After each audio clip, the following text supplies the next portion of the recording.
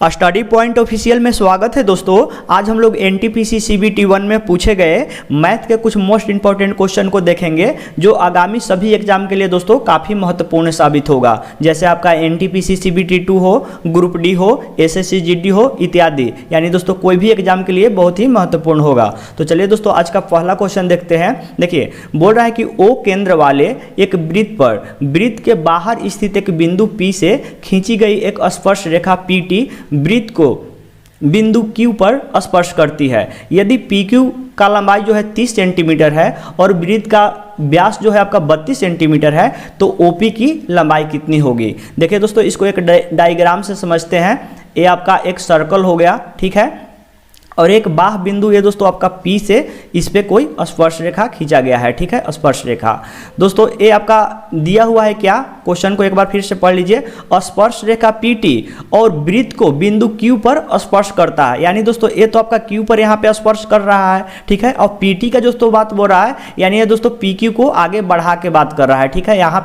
यहाँ पे T नहीं लिखेगा, ठीक है, गलत आप कंफ्यूजन में पड़ जाएंगे, ठीक है। यहाँ पे T नहीं बोल रहा है, ये आपको बढ़ाया गया है T को, ठीक है। यहाँ का मेन लंबाई जो हो गया PQ हो गया। तो देख लीजिए यदि PQ आपका 30 सेंटीमीटर दिए हुए है कि ये आपका 30 सेंटीमीटर है और वृत्त का व्यास आपका 32 सेंटीमीटर है, ठीक है दोस्तों, 32 सेंटीमीटर। तो देख लीजिए हमको तो दोस्तों यहाँ से रेडियस से काम है, तो रेडियस कितना हो जाएगा दोस्तों आपका, ये आपका 16 सेंटीमीटर हो जाएगा, ठीक है। और ये पूछ रहा है क्या कि OP की लंबाई कितनी होगी, यानी देखिए दोस्तों आपका O वृत्त वाला तो O केंद्र वाला तो ये वृत्त ही है। अब इसको सीधे से मिला दीजिए और इसी का दोस्तों ये लंबाई पूछ रहा है, ठीक है, लंबाई पूछ रहा है। तो देखिए एक दोस्तों इसमें छोटा सा थ्योरम क्या काम करता है, आप समझ भी रहे होंगे। देखिए किसी भी सर्कल में अगर सेंटर से स्पर्श रेखा के स्पर्श बिंदु को मिलाएंगे ना, तो वो जो मिलाने वाली रेखा होगा वो आपका स्पर्श रेखा पर क्या होगा, लंब होगा, ठीक है। तो ये दोस्तों आपका थ्योरम छोटा सा है, ये आप लोग उम्मीद करते हैं जानते होंगे, ठीक है। फिर से सुन लीजिए, और किसी भी सर्कल में, ठीक है, अगर उसके केंद्र से स्पर्श रेखा के स्पर्श बिंदु को मिलाएंगे ना रेखा को, ठीक है, तो वो दोस्तों क्या होगा कि स्पर्श रेखा पे लंब ही हो जाएगा, ठीक है। तो यानी ये आपका लंब है। तो ये क्या दोस्तों हो गया आपका पाइथागोरस प्रमेय पे काम करने लगेगा, ठीक है। तो देख लीजिए दोस्तों आपका निकालने के लिए है OP, ठीक है। तो OP बराबर क्या हो जाएगा, OP बराबर हो जाएगा दोस्तों √PQ स्क्वायर प्लस आपका हो जाएगा OQ के स्क्वायर हो जाएगा, ठीक है। तो PQ कितना हो जाएगा आपका, PQ हो जाएगा आपका 30 का स्क्वायर हो जाएगा ये दोस्तों, और प्लस OQ कितना हो जाएगा आपका, OQ हो जाएगा यानी 16 का स्क्वायर हो जाएगा, ठीक है। यानी √ आपका हो जाएगा ये 900 हो जाएगा। और इधर का बात बोले दोस्तों तो आपका ये हो जाएगा 16 है आपका 256 हो जाएगा, ठीक है, 256। यानी अगर बात बोले दोस्तों तो ये आ जाएगा कितना, 1100 दोस्तों, 9 2 11, यानी 1100 आपका 56 आ जाएगा। और फाइनली दोस्तों OP का लंबाई के बात बोले तो आपका 1156 किसका स्क्वायर हो जाता है, यानी वर्गमूल इसका हो जाएगा आपका दोस्तों, इसका वर्गमूल जो हो जाएगा आपका 34 हो जाएगा, ठीक है। 34 का स्क्वायर करेंगे तो आपका 1156 आ जाएगा, ठीक है। तो 34 क्या हो जाएगा आपका करेक्ट आंसर हो जाएगा, ठीक है। यानी OP का लंबाई आपका 34 सेंटीमीटर हो जाएगा। तो उम्मीद करते हैं दोस्तों आप लोग इसको समझ गए होंगे। चलिए अगला क्वेश्चन को देखते हैं। अगला क्वेश्चन देखिए दोस्तों, बोल रहा है कि एक समकोण त्रिभुज की भुजाएं A, B और C है, ठीक है, और इसका कर्ण जो है आपका C है। कर्ण आपका क्लियर कर दिया है कि C है, ठीक है। त्रिज्या R वाला एक वृत्त त्रिभुज के 3 भुजाओं को स्पर्श करता है, ठीक है दोस्तों, त्रिभुज के 3 भुजाओं को स्पर्श करता है। तो वृत्त का त्रिज्या ज्ञात कीजिए, ठीक है दोस्तों। आपको वृत्त त्रिभुज के 3 भुजाओं को स्पर्श करता है, यानी आपका अंतःवृत्त का ही बात बोल रहा है समकोण त्रिभुज में, ठीक है। समकोण त्रिभुज में ये अंतःवृत्त का बात कर रहा है, ठीक है। तो देखिए ये ऐसे बोल रहा है, ये आपका तीनों जो है दोस्तों आपका साइड जो है इसको टच करता है, ठीक है, टच करता है। तो देखिए इसमें होता क्या है दोस्तों, एक चीज़ समझिए, इसमें 2 फॉर्मूला होता है, बहुत ही इंपॉर्टेंट होता है, ये समझिए। देखिए ये क्या बोला है कि आपका वृत्त का त्रिज्या क्या होगा। तो देखिए कर्ण तो आपको क्लियर कर दिया है कि आपका C है, ठीक है। और दोस्तों बाकी आप किसी को भी A B ले लीजिए, उससे फर्क नहीं पड़ता है। मान लेते हैं कि दोस्तों हाइट को A ले लिए और आधार को आपका B ले लिए, ठीक है। तो देखिए इसमें आपका अंतः त्रिज्या क्या हो जाता है दोस्तों, अंतः त्रिज्या बराबर, क्योंकि दोस्तों देखिए 3 यहाँ पे दिया हुआ है, कन्फ्यूजन नहीं होगा, बाह्य त्रिज्या के फेर में नहीं रहिएगा, ठीक है।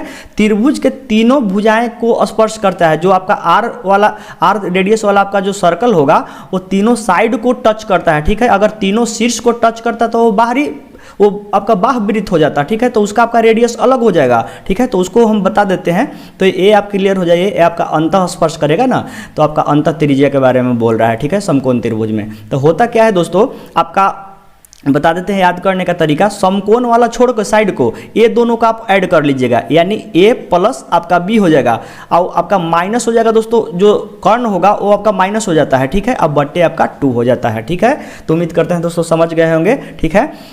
आपका ऐसे भी पूछ सकता है, जैसे मान लेते हैं कि दोस्तों a आपका 4 हो गया, ठीक है, a आपका 6 हो गया, ये आपका मान लेते हैं दोस्तों कि 7 हो गया, ठीक है, 7 हो गया। तो देखिए ऐसे इसका रेडियस मान लेते निकालने के लिए पूछेगा, तो रेडियस बराबर क्या हो जाएगा दोस्तों, आपका 4 हो जाएगा प्लस आपका 6 हो जाएगा, अब माइनस 7, अब बट्टे आपका 2 हो जाएगा, यही दोस्तों आपका रेडियस हो जाएगा, ठीक है। वहाँ पे डाटा आपका क्लियर रहेगा, यहाँ पे दोस्तों भले नहीं कट रहा है, ये अपने से दे दिए हैं, लेकिन आपका रेडियस ऐसे निकल जाएगा, ठीक है। तो उम्मीद करते हैं समझ गए होंगे। और समकोण त्रिभुज में दोस्तों अगर बाह्य इसका पूछे कि अगर जैसे देखिए बाह्य अगर सर्कल घुमा देते हैं, बाह्य सर्कल मतलब क्या हो गया दोस्तों, जो आपका तीनों वर्टेक्स से होकर सर्कल गुजरे, तो उसका दोस्तों क्या हो जाएगा रेडियस आपका, यानी बड़ा रेडियस बराबर क्या हो जाएगा, सीधे दोस्तों क्या करना है कि कर्ण का वो आधा ही हो जाता है, ठीक है, कर्ण का आधा ही हो जाता है, यानी अगर सी दोस्तों लंबाई है कर्ण का, तो सी बाई क्या हो जाएगा आपका 2 हो जाएगा, इसका बड़े वृत्त का रेडियस हो जाएगा, ठीक है।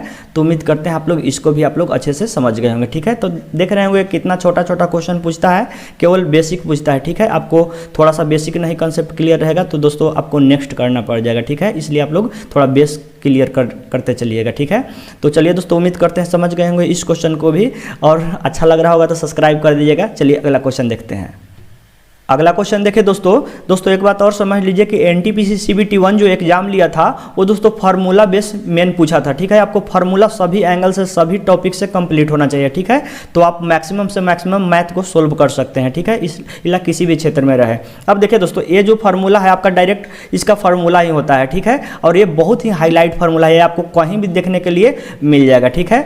1 माइनस cos 2a बराबर आपका होता है फार्मूला 2 sin स्क्वायर a हो जाता है, और दोस्तों अगर प्लस में इसी चीज़ को दे देगा कि 1 प्लस cos 2a बराबर क्या होता है, तो ये आपका cos में हो जाता है दोस्तों, ठीक है, 2 cos स्क्वायर a हो जाता है, ठीक है। तो इसको आप लोग याद रखिएगा। तो देखिए दोस्तों बस इसको कुछ नहीं करना है, बस इसको लिख दीजिए, हमको मान निकालना है ना इसका 1 माइनस cos 2a अब बट्टे 1 प्लस cos 2a के हमको मान निकालना है, ठीक है। तो देखिए दोस्तों ऊपर बराबर क्या जानते हैं, देख लीजिए 1 माइनस cos 2a बराबर जानते हैं कि 2 sin स्क्वायर a होता है, ठीक है। 1 प्लस cos 2a बराबर दोस्तों जानते हैं, अगर प्लस में रहे तो जानते हैं कि एक आपका cos में हो जाता है, ठीक है।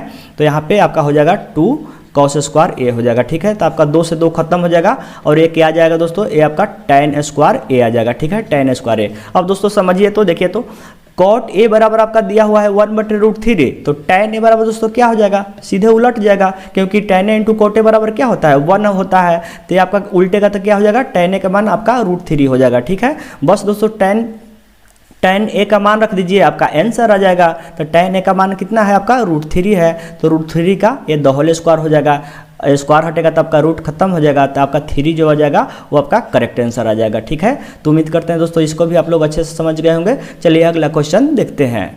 अगला क्वेश्चन देखिए दोस्तों, और एक चीज़ और ध्यान दीजिएगा कि एग्जाम में दोस्तों आपको जितना लंबा क्वेश्चन रहेगा समझिए कि उतना ही शॉर्ट में वो बनेगा, ठीक है। क्योंकि दोस्तों एग्जामिनर जो भी आपका वो सेट करता है क्वेश्चन, वहाँ पे सेट किया जाता है, तो दोस्तों आपका टाइम के अंदर में ही बनने के लिए वो दिया रहता है, ठीक है। केवल आपको उतना दोस्तों सोचने का क्षमता होना चाहिए। तो इसको समझिए थोड़ा, देखिए बोल रहा है क्या कि 3 आदमी और 3 लड़के मिलकर किसी कार्य को आपका 10 दिनों में पूरा करते हैं, जब एक आदमी के स्थान पर एक लड़के को काम पर रखा जाता है, ठीक है। यानी दोस्तों दोनों का इफिशियंसी बरोबर है, तभी तो दोस्तों एक लड़का के स्थान पर एक आदमी को रखा जाता है ना।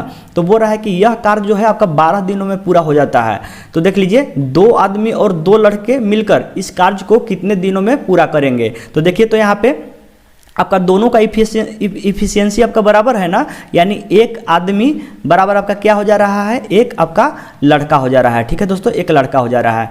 तो देखिए इसको ऐसे लिख सकते हैं, देखिए 3 आदमी और आपका और है दोस्तों, या नहीं है, ठीक है। या रहता तो आपका मामला गड़बड़ हो जाता, वहाँ पे दूसरे तरह से सोचने के लिए रहेगा। यहाँ पे और है, यानी कहने का अर्थ है दोनों मिल के काम करता है आपका 10 दिन में। तो देखिए दोनों का इफिशियंसी बराबर है, तो आपका एक चीज़ में कन्वर्ट कर लीजिए, दोनों को जोड़ दीजिए, ऐसे भी लिख सकते हैं आप, क्योंकि दोनों को बराबर है। एक लड़का की जगह पर एक आदमी का प्रयोग कर सकते हैं, ठीक है, या एक आदमी की जगह पर एक लड़का भी प्रयोग कर सकते हैं, ठीक है। तो देखिए सीधे लिख देते हैं क्या, आपको 3 जो आदमी था उसको लड़के में मान लेते हैं कि कन्वर्ट कर दिए, तो क्या हो जाएगा आपका 3 आदमी जो हो जाएगा वो 3 लड़का हो जाएगा, ठीक है। तो फाइनली हम लिख देते हैं 3 लड़का और 3 लड़का जोड़ दिए, यानी ऐसे लिख सकते हैं दोस्तों कि 6 लड़के जो है आपका 6 लड़के जो है 10 दिनों में किसी काम को करता है, ठीक है। उम्मीद करते हैं समझ रहे होंगे। तो एक लड़का कितने दिन में काम करेगा दोस्तों, एक लड़का ज़्यादा दिन में ना काम करेगा। जब 6 लड़का 10 दिन में करता है तो एक लड़का तो बहुत ज़्यादा दिन में करेगा, तो ज़्यादा के लिए क्या आपका गुना हो जाएगा, ठीक है। तो 10 गुने आपका 6 दिन हो जाएगा, ठीक है। तो उसी तरह देख लीजिए दोनों का इफिशियंसी बराबर है ना। तो ये दोस्तों देखिए ये आपका जो दिया हुआ है कि एक लड़के और एक आदमी आपका 12 दिन में करता है, तो ये केवल कन्फ्यूजन के लिए है, इसमें कुछ दम नहीं है। अब यहाँ पे पढ़िए कि 2 आदमी और 2 लड़के मिलकर पूछ रहा है कि कितने दिन में करता है, तो इसको भी दोस्तों जोड़ दीजिए। तो मान लेते हैं कि इसको 2 4 लड़के मान लेते हैं, तो यही पूछना चाह रहा है कि 4 लड़के जो है आपका कितने दिनों में करेगा, या 4 आदमी कितने दिनों में करेगा। बात दोस्तों बरोबर है, ठीक है। तो 4 लड़के कितना दिन में करेगा दोस्तों, आपका कम दिन में न करेगा। देखिए एक लड़का इतना दिन में कर रहा है, तो जैसे जैसे लड़का ज़्यादा बढ़ेगा वो क्या हो जाएगा आपका कम दिन में करेगा, तो कम के लिए आपका क्या हो जाएगा भागा हो जाएगा, ठीक है। तो बस इसको काट दीजिए, 2 दूना का कितना हो जाएगा दोस्तों, 2 दूना का 4, और अब आपका 2 तियारी 6 हो जाएगा, ये आपका कट जाएगा दोस्तों, 2 पचे आपका 10 हो जाएगा, यानी पंतियारी आपका 15 दिन जो हो जाएगा वो आपका करेक्ट आंसर हो जाएगा, ठीक है। यानी 2 आदमी और 2 लड़के मिलकर इस काम को कितने दिन में करेंगे दोस्त, तो आपका 15 दिन में करेंगे, ठीक है। तो उम्मीद करते हैं इसको भी आप लोग अच्छे से समझ गए होंगे। दोस्तों हम हर एक टॉपिक को एकदम सिंपली लेकर चलते हैं और बताते हैं, ताकि आपको समझने में कोई भी मतलब कितना भी कमजोर विद्यार्थी होंगे तो उनको बिल्कुल अच्छे से समझ में आ जाए, ठीक है दोस्तों। मेरा मकसद यही रहता है। चलिए दोस्तों अगला क्वेश्चन को देखते हैं। अगला क्वेश्चन देखिए दोस्तों, ये आपको बोल रहा है कि 1 बटे, देख लीजिए आपका मल्टीपल में है 1 बटे इतना, 1 बटे इतना, 1 बटे इतना, तीनों चारों को दोस्तों आपको ऐड करना है, ठीक है। कि क्या होगा देखिए सीधे से क्या कीजिए दोस्तों कि आपका मल्टीपल में बहुत छोटा छोटा डिजिट है, तो आप सीधे इसमें दोस्तों गुना ही कर दीजिए, ठीक है। नीचे गुना कर दीजिए, देख लीजिए तो ये क्या हो जाएगा 1 बटे आपका 6 हो जाएगा, प्लस 1 बटे आपका 4 तियारी 12 दूनी आपका 24 हो जाएगा, अब प्लस आपका 1 बटे 5 का 20 तियारी आपका 60 हो जाएगा, अब प्लस 1 बटे 6 पचे 30 हो जाएगा, और 4 तियारी 12 यानी 120 हो जाएगा, ठीक है। सिंपल दोस्तों इसको लॉसल ले लीजिए तो आपका 120 इसका एलसीएम हो जाएगा, ठीक है। अब दोस्तों 6 दूनी 12 यानी दोस्तों आपका हो जाएगा 6 दूनी 12, ये कितना हो जाएगा आपका 20 हो जाएगा, ठीक है। और ये 24 पचे 20 से 5 हो जाएगा, ये 60 दूनी 20 2 हो जाएगा, और ये आपका 120 यानी 1 हो जाएगा ये, ठीक है। फाइनली जोड़ेंगे दोस्तों तो आपका कितना आ जाएगा 25 26 27, एक आपका 28 बटे ए आ जाएगा 120 आ जाएगा, ठीक है। 4 से काट दीजिए, 4 7 28 हो जाएगा, और 4 तियारी 12 हो जाएगा, ये 30 हो जाएगा, यानी आपका कितना हो जाएगा 7 बटे 30 जो हो जाएगा वो करेक्ट हो जाएगा, ठीक है दोस्तों, करेक्ट आंसर हो जाएगा। तो यहाँ से तीसरा आपका करेक्ट है। उम्मीद करते हैं समझ गए होंगे दोस्तों। चलिए अगला क्वेश्चन देखते हैं। अगला क्वेश्चन देखिए दोस्तों, बोल रहा है आपका कि 9000 की एक राशि को समान रूप से कुछ छात्रों में वितरित किया गया, ठीक है दोस्तों जाता है। यदि छात्रों की संख्या 20 अधिक होती तो प्रत्येक को आपको 160 रुपया कम मिलते, तो छात्रों की मूल संख्या कितनी है, ठीक है दोस्तों। तो मान लेते हैं कि छात्रों को जो आपका मूल संख्या वो आपका x है दोस्तों, ठीक है, x है। अब देखिए अभी प्रत्येक को अगर राशि दिया जाता है, मतलब प्रत्येक को कितना हिस्सा पड़ेगा, तो कितना पड़ेगा दोस्तों 9000 में आप x से भागा दे देंगे, उतना ही प्रत्येक को हिस्सा पड़ेगा। अब बोल रहा है कि आपका यदि 20 अधिक छात्र आ जाते हैं, या 20 बोल रहा है कि यदि छात्रों की संख्या 20 अधिक होती है तो क्या मिलेगा आपका, देख लीजिए सीधी सी बात है दोस्तों कि कम जाएगा आप पैसा, क्योंकि 20 छात्र क्या हो जाएगा बढ़ गया। तो बोल रहा है वही दोस्तों कि 160 रुपया आपको कम मिलता है, यानी दोस्तों इससे जो है ये जो आपका एक छात्र आया और ये दोस्तों आपका एक छात्र आया, तो इसका जो राशि मिला वो आपको क्या मिला दोस्तों 100, इससे क्या मिला कि आपका 160 रुपया इसको कम मिला, ठीक है दोस्तों। इसको 160 रुपया कम मिला, तो 160 रुपया इसको जोड़ दीजिए तो बरोबर हो जाएगा इक्वेशन। बस दोस्तों कुछ नहीं करना है। अब क्या कीजिए कि आप एलसीएम ले लीजिए, मान लेते हैं दोस्तों कि ये साइड जो है आपका इधर ला लीजिए, 60 को इधर ही छोड़ दीजिए, इधर ला लीजिए, तो एलसीएम क्या हो जाएगा आपका x इंटू एक्स प्लस आपका 20 हो जाएगा। अब देख लीजिए x खत्म हो जाएगा तो ये कितना हो जाएगा आपका 9000 हो जाएगा ये, और ये आपका हो जाएगा दोस्तों प्लस 9 दूनी 18, ये आपका हो जाएगा दोस्तों 18000 पर एक शून्य और बैठ जाएगा, ठीक है।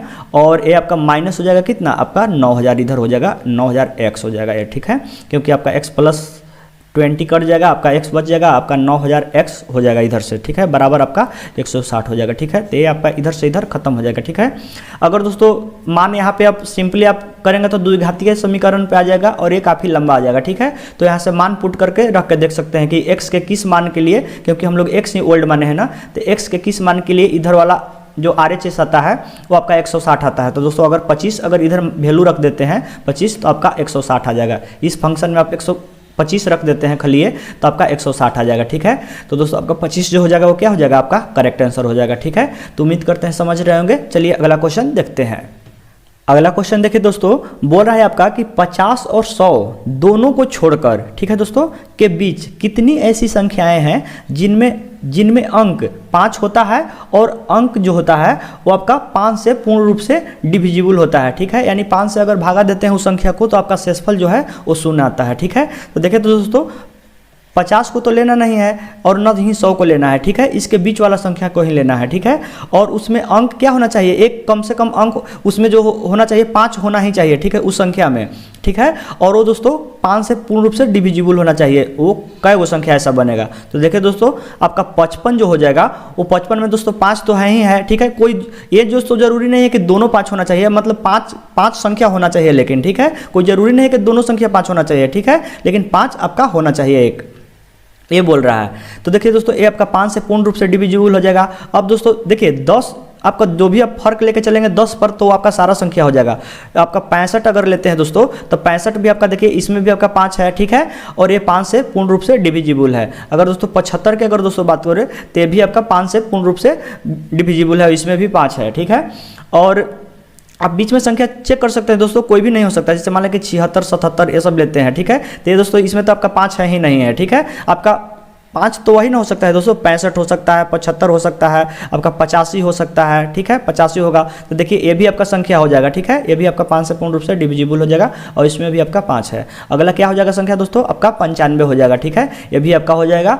देखिए 10 के सब गैपिंग पे चल रहा है, वो सारा जो हो जाएगा आपका 5 से डिविजिबल हो जाएगा और सभी में 5 है भी है। तो देख लीजिए कितना संख्या हो जाएगा, क्योंकि ये दोनों के बीच बोल रहा है ना, तो 50 और 100 को नहीं लेना है। तो 55 हो जाएगा दोस्तों, 1 हो गया, आपका 2 हो जाएगा, आपका 3 हो जाएगा, आपका 4 हो जाएगा दोस्तों, और आपका 1 95 5 हो जाएगा। ठीक है, यानी 5 टोटल संख्याएं हो जाएगा। ठीक है, तो उम्मीद करते हैं समझ गए होंगे। चलिए दोस्तों अगला क्वेश्चन को देखते हैं।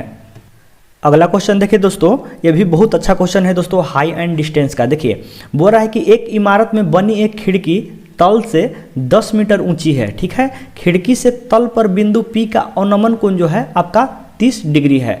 बिंदु P से इमारत के शीर्ष का उन्नयन कोण आपका 60 डिग्री है। तो इमारत की ऊंचाई ज्ञात कीजिए, इमारत की आपका ऊंचाई निकालने के लिए। तो देखिए तो समझिए तो दोस्तों बहुत ही अच्छा क्वेश्चन है। जैसे मान लीजिए ये आपका बिल्डिंग है, यहाँ पे दोस्तों आपका खिड़की है। ठीक है दोस्तों, यहाँ पे आपका खिड़की है। तो देखिए तो इस खिड़की से दोस्तों बोल रहा है कि आपका जो दोस्तों अवनमन कोण है, अवनमन कोण किसको बोलते हैं दोस्तों, देखिए अवनमन कोण बताते हैं फिर से, ऐसे वीडियो में हम बहुत बार इसको बताते हैं दोस्तों।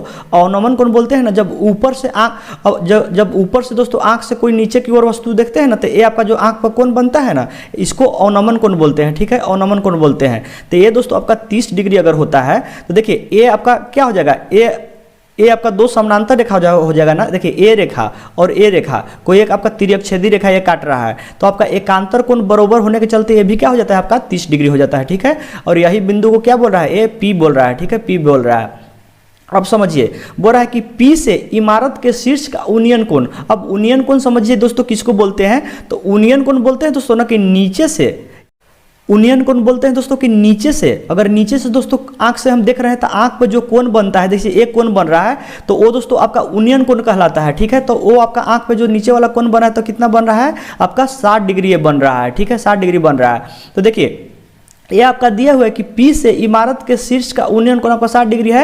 ये आपका दिया हुआ है दोस्तों, यहाँ पे ऊपर में देख लीजिए कि एक इमारत के बनी एक खिड़की के तल से आपका 10 मीटर ऊंचा है। यानी दोस्तों यहाँ पे जो खिड़की लगा हुआ है तो इसका ऊंचाई नीचे से जो तल से है वो आपका 10 मीटर है। ठीक है, तो बोल रहा है कि इमारत की ऊंचाई ज्ञात कीजिए। यानी दोस्तों यहाँ से लेकर फुली आपका ऊंचाई ये पूछ रहा है कि इसका ऊंचाई क्या हो जाएगा। ठीक है दोस्तों, ऊंचाई क्या हो जाएगा, तो मान लेते हैं दोस्तों कि आपका ए जो है आपका मान लेते हैं कि ए आपका y है दोस्तों, और नीचे आपका बेस जो है आधार इसका जो है आपका x है। ठीक है, तो देखिए सबसे पहले tan थीटा इसमें ले लीजिए, तो छोटा वाला त्रिभुज में जैसे मान लेते हैं कि दोस्तों इसको नाम दे देते हैं कि A B C और ये आपका ऊपर में D देते हैं। ठीक है, तो अभी हम A B C में चलते हैं। ठीक है, तो A B C में अगर tan 30 लेते हैं दोस्तों, tan 30 डिग्री तक क्या होगा, tan थीटा बराबर लंब बटे आधार होता है, तो 10 अब बटे आपका आधार x माने है तो x हो जाएगा, यानी बराबर क्या हो जाएगा दोस्तों 1/√3 हो जाएगा।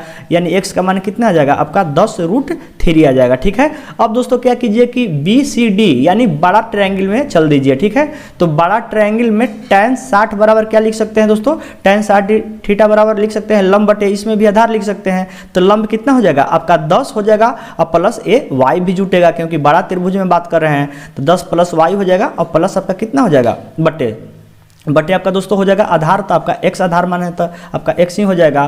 तो बस कुछ नहीं करना है, इसमें मान रख दीजिए 10 प्लस वाई हो जाएगा और आपका x का मान निकाले हुए हैं तो मान रख दीजिए दोस्तों। तो 10 रूट आपका कितना हो जाएगा, ये 3 हो जाएगा और बराबर कितना लिख सकते हैं दोस्तों, देखिए tan 60 का मान रख देते हैं तो आपका √3 हो जाएगा। अब दोस्तों तिरछा तिरछे गुना कर दीजिए तो ये क्या आ जाएगा आपका, देखिए 10 प्लस आपका y बराबर कितना आ जाएगा दोस्तों, देखिए गुना करेंगे तो आपका आ जाएगा ये 3 से √3 में √3 से गुना करेंगे तो आपका 3 ही हो जाएगा, ये आपका 30 हो जाएगा। ठीक है, 30 हो जाएगा। तो आप कितना हो जाएगा दोस्तों, ये y बराबर आपका कितना हो जाएगा, आपका 20 हो जाएगा। ठीक है, y बराबर आपका 20 हो जाएगा। तो देखिए अभी आंसर नहीं आया है क्योंकि y निकला दोस्तों तो आपका AD के लंबाई निकला है ना, जबकि पूरा लंबाई क्या हो जाएगा दोस्तों, पूरा लंबाई के बाद बोले तो AC भी जुटेगा यानी फुल लंबाई क्या हो जाएगा आपका ये 10 हो जाएगा दोस्तों लंबाई जुटेगा और प्लस ये y वाला जुटेगा। तो 10 दोस्तों तो हमको पहले से ही मालूम है AC और प्लस आपका अभी AD जो आ गया वो 20 आ गया दोस्तों। ठीक है, तो आपका फुल लंबाई कितना हो जाएगा, आपका 30 मीटर जो हो जाएगा वो आपका फुल लंबाई हो जाएगा। ठीक है, तो उम्मीद करते हैं दोस्तों इसको भी आप लोग अच्छे से समझ गए होंगे। तो दोस्तों आज के लिए बस इतना ही। आप लोग वीडियो देखकर जरूर बताइएगा कि आप लोग को वीडियो कैसा लगा। अगर दोस्तों वीडियो अच्छा लगा हो तो अपने भाई के लिए एक सब्सक्राइब जरूर कर दीजिएगा। मिलते हैं अगले वीडियो में, तब तक के लिए धन्यवाद दोस्तों।